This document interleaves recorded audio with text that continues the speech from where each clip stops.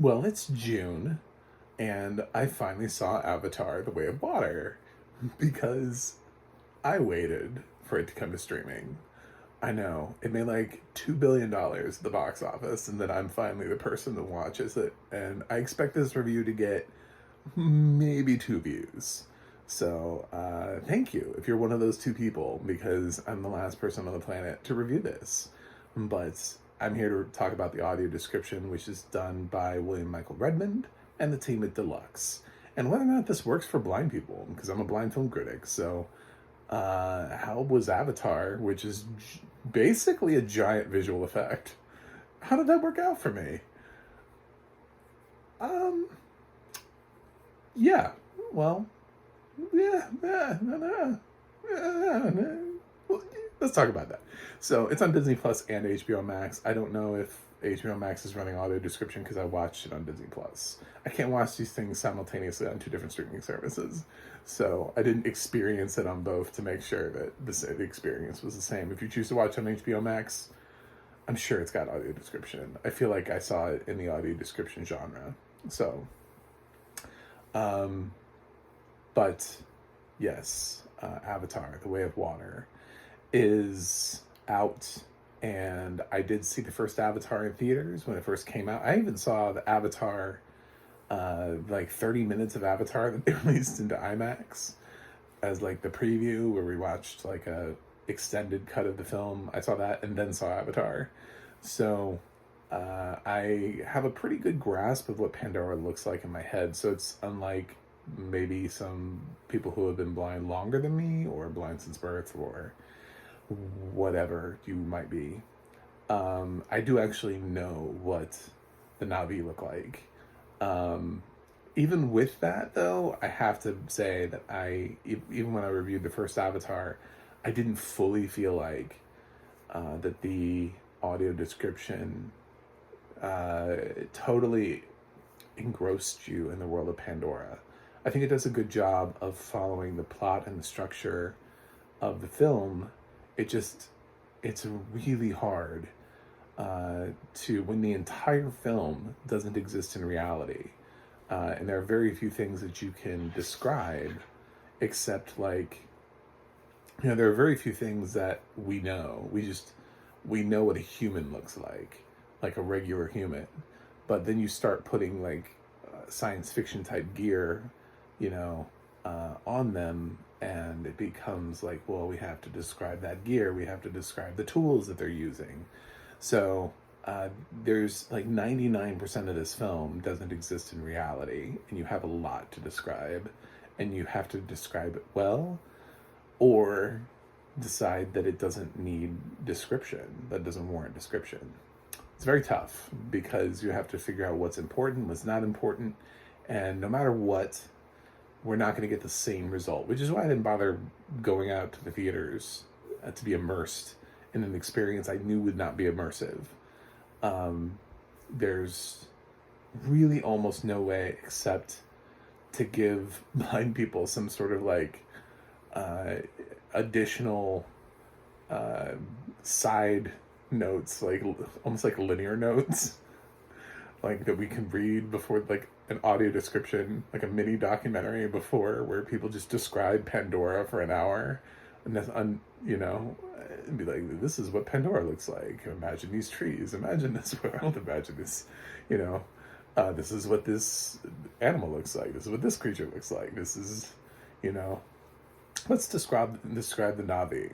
You really have to actually make an investment in wanting to know more about Pandora in some sort of like a mini documentary that just goes through it and goes over Pandora ahead of time, so that you can be immersed. Because once the film gets going, oh my god, this film is like a gigantic action sequence. It's long as shit, and it does use its time. I will give James Cameron credit. He did use the time. There are not a whole lot of scenes where they just stand and ponder life, and they just kind of stare out and just kind of wonder about things. This film does not take beats. It does not like them. It doesn't want to. It wants to keep being loud. It wants to keep being fast. It wants to keep up the action sequences as much as possible, which means the audio description narrators he's given great opportunities. One, because dialogue is mostly absent from these scenes. It's a lot of fighting, which gives you the opportunity to describe the fight in great detail. When, like the only dialogue that you may get may be like, "Rah!" Like stuff like that. Like, just like people screaming or saying like one word and calling out somebody else's name. Yeah, it does really give you the opportunity to describe. But then you have so much action going on in the fight, it becomes a little hard to describe the set and the scenes around it because so much is going on in some of these sequences. Cameron really, I felt like it was like overload to the point where I didn't really enjoy the movie that much.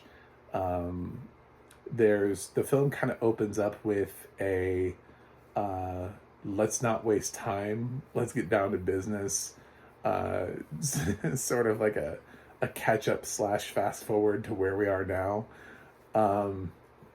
Like this is where we last saw them, and we're a little bit further in the future, so we're just going to tell you kind of what happened so that we don't have to show you spend great detail in the boring child rearing phase of Avatar, which Cameron obviously did not want to spend a whole lot of time with. The problem with that is that the kids are actually really important. I guess spoiler alert, by the way, they have kids. I think everybody knows that though.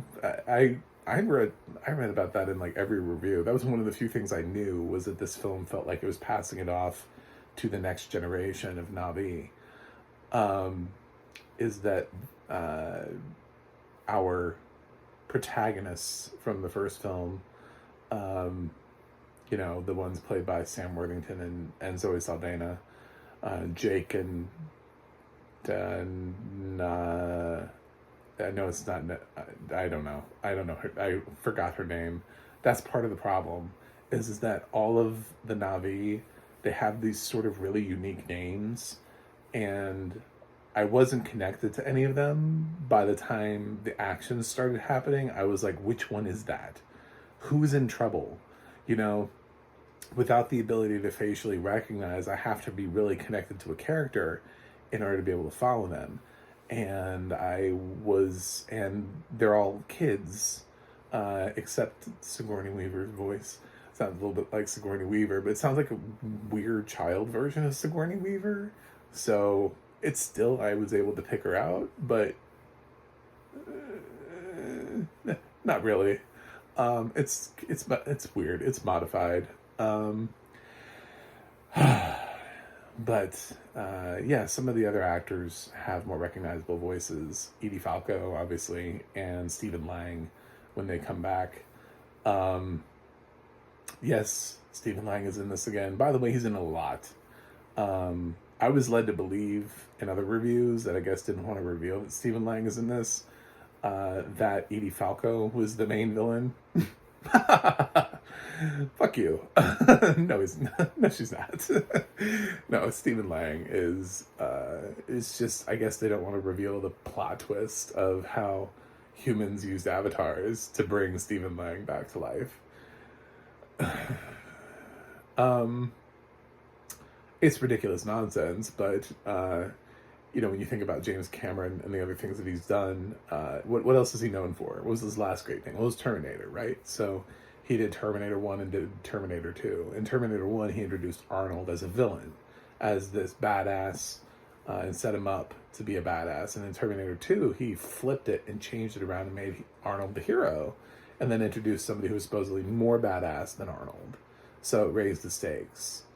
Here you just get the same dude from the first film, reincarnated as an avatar.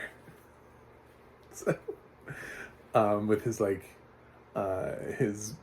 apparently he downloaded his brain, and I don't know. It's when you see it, you'll be like, oh my god. Okay, so this is all right. So this is what we decided to do. They're okay. There isn't a new villain. There's just Stephen Lang is back. And yeah, so he's once again, I mean, he was a great villain in the first film, and once again, he's a great villain in this one, and he's relentless. It's just more of the same. I was also led to believe that this film is about whales. People talked about those damn whales so fucking much. This film is not about whales. It's just not. I mean, yes, there are, because I spend a lot of time out by the sea, so there are sea life and sea creatures here. And they are part of the film. And yes, I feel like because they are the way that they are in the film and how they talk to each other and how they communicate with the Navi and everything, I feel like they became instantly sort of secondary, forgettable characters. They became almost like pets or whatever. Like, I didn't really see them as fully rounded characters. Sort of like Toothless and How to Train Your Dragon. I mean, he's around all the time, but he doesn't speak. So if the narration isn't telling you what he's doing, then you don't really know what he's doing. He could be in every scene, but if the narration doesn't bring him up, it's unlikely that you would know that. So there are some characters like that throughout other movies, that if the audio description isn't tracking them and bringing them up, if they're not doing something crazy, you don't know that they're really in most scenes. Abu from Aladdin would be another great example. I don't really know how frequently some of that sea life is in these scenes until they're needed to be featured in the audio description, because what they're doing is so profoundly related to the main action of the scene. So that was a little bit of a letdown, only because people were like, it's about whales and saving the oceans. And I was like, I came into this and I was like, man, this one was just like nonstop action. This is about one dude really wanting to kill Jake. That's what this film is about. This film is about revenge, and by any means necessary, and protecting family. I mean, this film has a lot of themes and ideas, but I did not get Save the Oceans from this. And I know that James Cameron is very much like an oceans person, so I get that's why people wanted to think that. But I did not pick that up from the storyline. It's too loud. It's a lot happening all the time for 3 hours. It's So, but yeah, I had a really hard time tracking the children. Luckily, Spider is a little bit different, but even with Spider, I felt like, because he's wearing a mask, a breathing mask, I didn't really fully understand his character description. I didn't quite get. I was trying to think, in the original Avatar, what did their mask look like when they were going outside? And for some reason, I couldn't remember it. I felt like they just went outside. And I don't remember the masks. Like, I don't remember Jake and Sigourney Weaver walking around with masks on. Is that weird? Like, I don't remember the masks at all, but Spider needs a mask to breathe. And to me, that was so weird. So I couldn't picture it because I couldn't pull it from the first film. And I was like, I feel like this is tech that should have been in the first film, but why don't I remember anybody's faces being covered up in the first film? Like, I remember everybody, like Michelle Rodriguez. I don't think anybody's face was covered by a mask so they could breathe. Anyway, so it was a weird experience for me because I didn't understand that, what that mask structure was like for him. And that's pretty much, that's it. It's a lot of stuff, and it's really hard, and it's not nearly as fun when I came at Avatar. The first time that Avatar was out, it was brand new, it was bright and shiny, and it was cool, and it was new, and it was something different. And even though it's basically Fern Gully, we it was this big bright vision from James Cameron. It really did push visual effects to a new level. Now I'm blind. I don't give a shit about visual effects. I want plot. I want sound design and all the other things that come along with it, and great music and great score. This does have great music, by the way. I did love. We need to talk about, by the way, audio description and credits. Please let me know I'm in the credits. I don't know why this is not a thing. I noticed this is like a new thing that's happening for Disney films, where they just kind of end, and you just kind of sit in music, and you're like, I think these are the credits. I think we're here. Is it the credits? And you kind of wait for a little while because they don't describe the credits anymore. God forbid somebody try to read any of the credits. So, but at least say credits, instead of just leaving your poor blind audience waiting to know, is something coming? Because there's no post-credit scene. There's no mid-credit scene. There's nothing to wait for. There's just sort of, as a blind person, you just sort of listen to Avatar music, like Na'vi music. It's not like a pop song is at a banger at the end. Nothing that's going to play on pop radio. I mean, it was kind of cool to listen to, but I was going to listen to it anyway to make sure that I got the company down. Just because William Michael Redmond doesn't mean it's deluxe. So I wanted to make sure I got the company. But nobody said it was credits. It's just the title. Basically, everything happens before the title of the movie. The title of the movie is the end. Avatar: The Way of Water is how the film ends. Is bam, Avatar: The Way of Water. And I was like, oh, did we not do that at the beginning? I guess like at a certain point you just kind of get so involved in the movie that you didn't realize that there was no title card. So the entire movie happens before the title card. So yes, it's not my favorite film. Obviously, like, it would be hard for me to vote for this for Best Picture. I don't think it's bad. I just think it's brought itself down to just being sort of like a Transformers movie. Like, it's loud. It's mostly there for a visual audience because they want to see the visual effects. They want to see these robots fight. But when you break down the plot is just kind of all right. Well, this is kind of the same film. It's the same people. I think maybe this film would have been better had they not done Stephen Lang, or if they had brought Stephen Lang back and Stephen Lang had done the Terminator thing and flipped it around, and suddenly he was like, "Oh shit, I want to be a Na'vi too." Like, the new version of him was like totally. No, the new version of him is the same as the last movie. Still petty. Still trying to kill Jake. Yeah, it kind of felt like the same thing with more action and with kids and whales or sea creatures. They're not even all whales. There's some squids in there. So it's just like the ocean life of Pandora.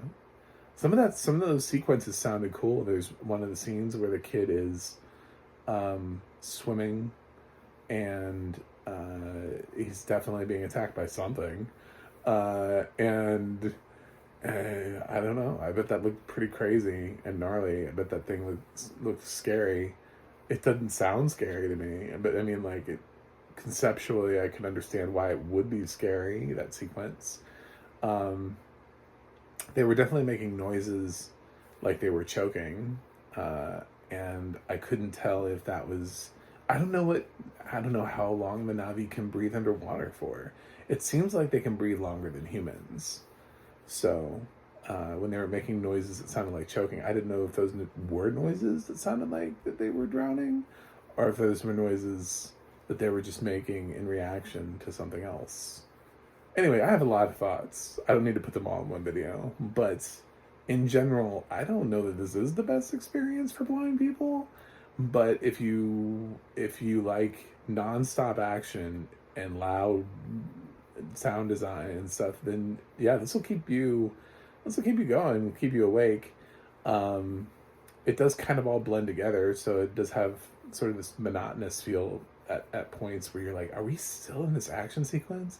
Like, you could get up and go to the bathroom and come back and be like, weren't we, did anything happen? Is this the same action sequence? It feels for a while like it doesn't let up. Like, it really is just like one giant extended action sequence once it gets going. It's kind of amazing at the same time as it is kind of like, is that it? That's it? That's what we got? There is a character death that we do kind of break for in the middle of the action sequence. They breathe for a few minutes so that they can mourn, and then they move on and they get back into the action sequence. But otherwise, this is kind of an impressive extended action sequence. 3 hours of going hard, balls to the wall, whatever you want to call it. It's just it's a lot. I don't think I had as much fun here, but I appreciate that Cameron continues to try to come up with new ways to invent ways to surprise people. I think he was less successful with Way of Water than he was with Terminator 2 in terms of his sequels. So I get why this film didn't get quite as many Oscar nominations as the first film. We'll see with Avatar 3 when they go live with the fire people, what that's going to be like. So, but for this film, audio description was in way over its head. Way over its head. I can't even be mad at it. There's too much. The film is too much. It's too much. There's too much here to do. The entire film is a visual effect. The entire film doesn't have place in reality. They have spaceships that come in that you can't even say are like something that we have. You know, we can't just say an airplane flew through the air. You know, so we're like, oh, that was an airplane. I've got an idea what an airplane looks like. No, there's nothing like that. There's nothing in here that has any base in reality. So, like, the whole film, the whole planet, everything you see on screen, every creature, every tree, every vegetable, every sea creature, everything has to be described because nothing except the fact that a couple human beings are in this has any base in reality. So, Godspeed, William Michael Redmond, for doing this, for doing God's work. But there is no way. People might complain about this audio description, but I think they did the best job they possibly could. There needs to be a companion audio piece to this for blind people, so that we can just get immersed in Pandora and then go watch Avatar, like, separately. I know that's weird to ask blind people to commit to like another chunk of time, but that's really the only way you're going to get immersed. It's, with the amount of action in this, it's impossible to do it otherwise. I'm going to give Avatar: The Way of Water a B. I honestly, I didn't even give the first Avatar an A. So it's really is not a massive step down, but it's noticeably, I enjoyed the first film more than the second film. It felt like there was more wonder to it. This film, they felt like they came back and they were like, well, we told you what Pandora was, so now we're just going to do action. This film is going to be action. Lots of action, destruction, fighting, and the same villain. Anyway, thanks for watching. Thanks for subscribing. I know this review is long as hell, but guess what? This movie is long as hell. So have fun with that. And yeah, I also have a website, MacTheMovieGuy.com. You can follow me on Twitter and Instagram at MacTheMovieGuy. Go to the Audio Description Project, adp.acb.org. It'll let you know what has audio description and where you can watch it. And you can go to the ADNA.org. That's the ADNA.org. It'll let you know more about what William Michael Redmond has described in the past. He's definitely one of the more prolific narrators, and I thought he did a really good job here. All things considered. But that's it. That's my Avatar review. Finally happened. So thanks to the two of you that watched this, and none of you who made it this far into the video. So I will review something else for you guys and see you on the other side.